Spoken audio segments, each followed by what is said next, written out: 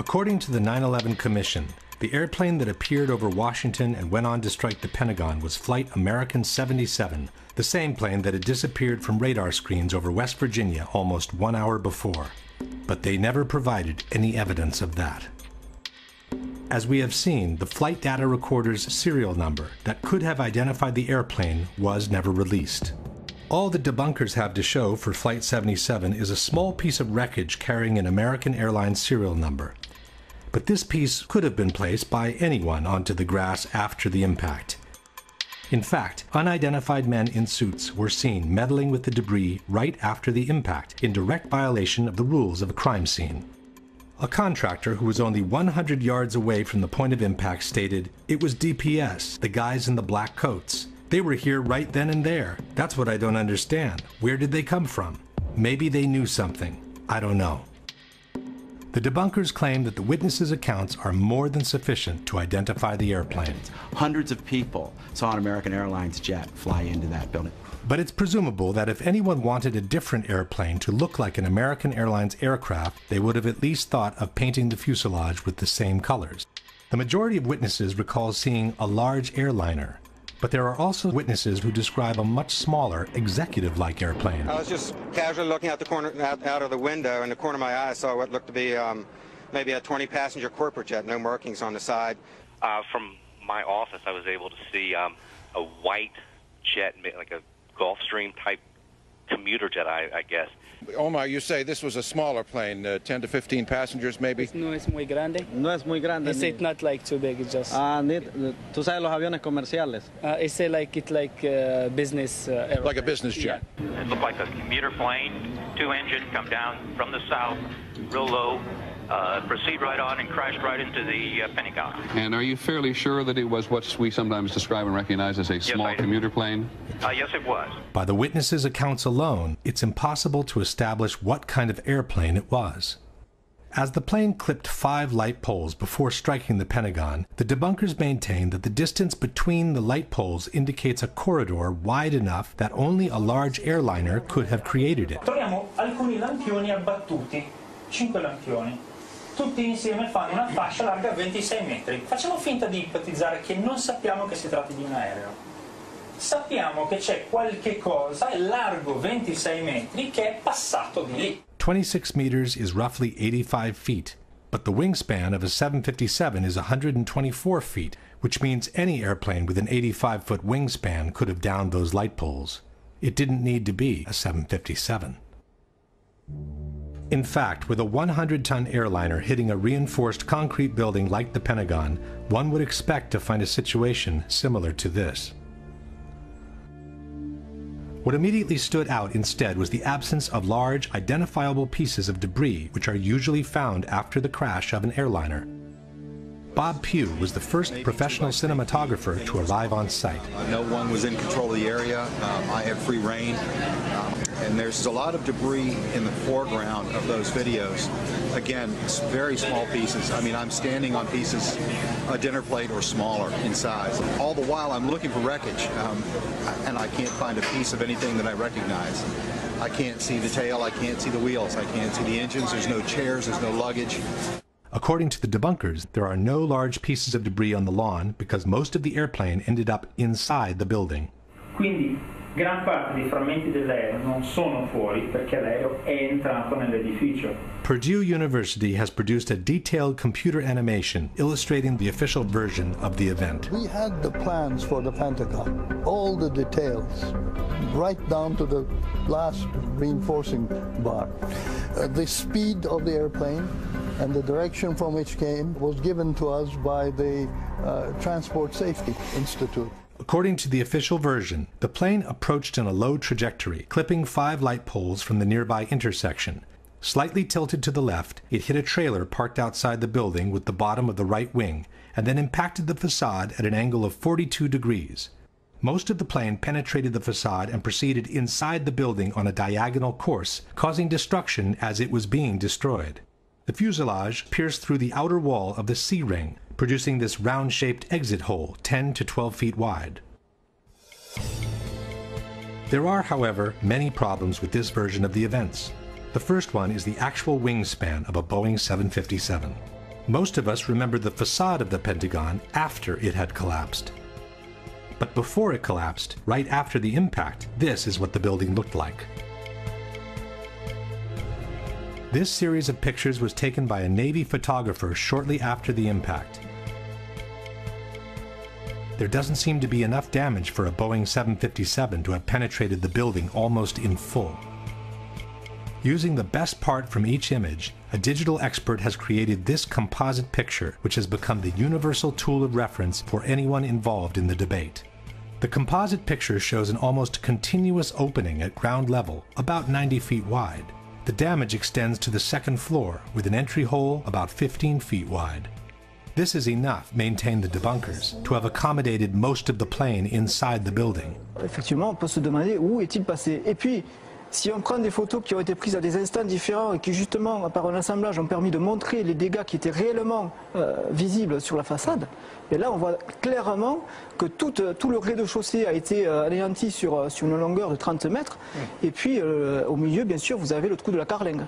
That gash in the E-ring was about 90 feet across. The wingspan of the plane was about 124 and change. As shown in this animation, the left wing should have also destroyed these two windows to the left of the opening.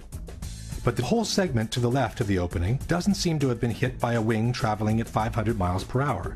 The window's wooden frames are still in place, and the glass seems to have been broken from the ensuing explosion, not from the impact itself. The limestone covering the facade has fallen off, but the bricks underneath appear practically untouched. By the same projected angle, the right wing should have impacted the facade all the way to this column on the second floor. In fact, there is a diagonal cut on the second floor wall that could have resulted from the wing's impact. But this puts most of the wing above the second floor slab, which means it never penetrated the facade to begin with. So where did it go? This is the explanation by Popular Mechanics for what happened to the wings. The wings did not fully penetrate the facade. In fact, the wings had already been partially sheared off by the time the plane even hit the building. The fuselage mainly made the hole that existed. Conspiracy theorists want to know why it wasn't the width of the full wingspan of the plane, and actually just the simple reason was that the wings came off. But where did they go? Popular Mechanics doesn't say. A similar problem is posed by the horizontal stabilizers, which extend some 50 feet in width. As they are mounted 3 feet higher than the wings, they should have impacted the facade approximately here and here. But there are no visible marks from their impact on the facade. Same story for the tail, which raises 24 feet above the fuselage. At the time of impact, the tail should have hit as high as the windows on the 4th floor. The Purdue animation shows the tail entering the building in full, as if it were cutting through butter.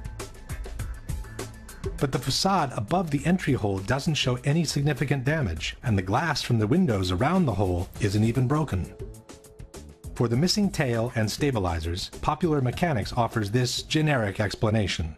A plane flying 500 miles an hour, hitting a concrete wall that is extremely reinforced, there's not going to be much left of it. You're not going to see it sitting on the lawn of the Pentagon in 1 or 2 or 3 pieces. But here is the problem.